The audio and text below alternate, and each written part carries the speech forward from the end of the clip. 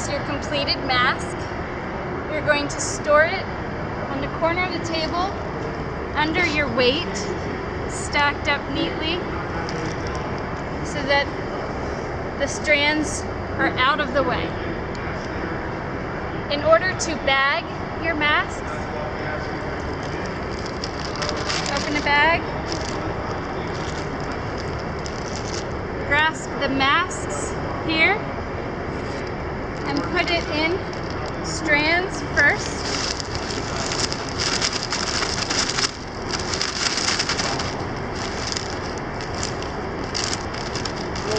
Try to get all the strands out of the way. That way, when a healthcare worker needs one, they can reach in without getting tangled. To close the bag, roll like a sleeping bag towards the open end to get all the air out. And seal.